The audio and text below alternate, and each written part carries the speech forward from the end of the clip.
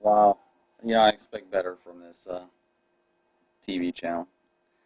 The idea that this was a terrorist attack, okay, it is possible it's a terrorist attack. However, just because a lot of people get killed doesn't mean it's a terrorist attack. Just because the guy is an Arab doesn't mean it's a terrorist attack and he has links to Al Qaeda or some conspiracy.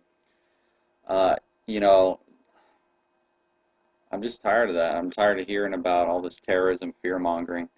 Because really, if there are all these cells in America ready to just do all these terror attacks and stuff, why wouldn't they be doing more? I mean, it's been, what is 9/11, 2001? It's been 8 years since we've had a major terror attack in the United States.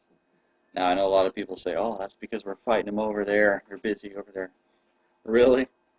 I mean, it doesn't take a genius to figure out that you don't fight an enemy where he's strongest, like fight his military. You fight them where they're weakest. That's written in the art of war. You strike where the enemy is weak. You strike soft targets. So why would, that doesn't make sense. That they're not attacking us here because they're busy fighting us over there. It doesn't make sense to me. Our borders have been completely open.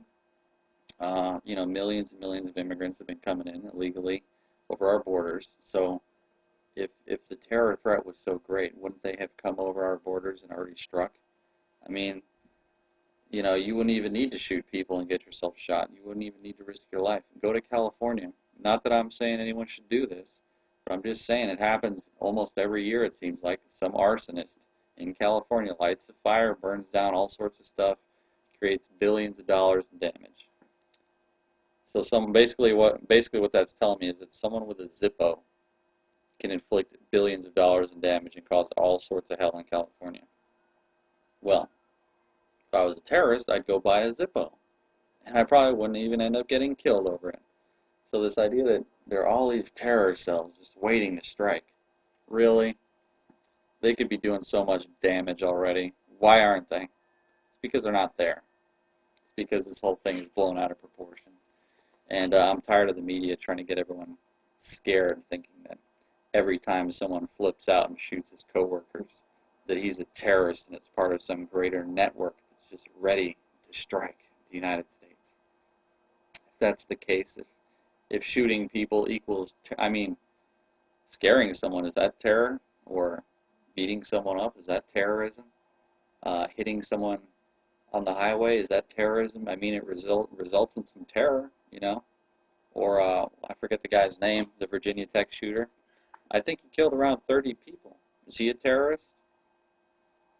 Well, your news report is telling us that this guy who killed 12 people is a terrorist, so obviously the Virginia Tech shooter must be a terrorist.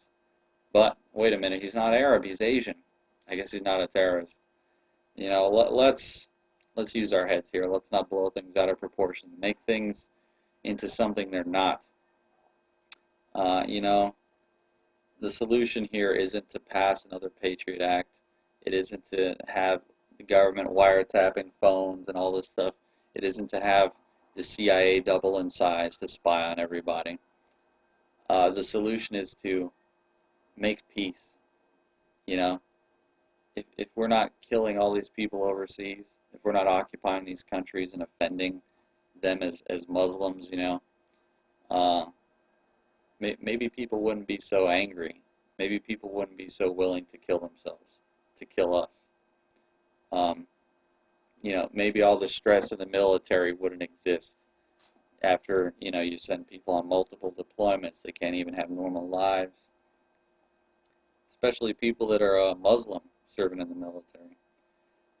Um, yeah, it's just war is hard on a lot of people. War is hard for everyone, really. Nobody touched by war is touched by, well, unless you're a defense contractor, you're making a lot of money.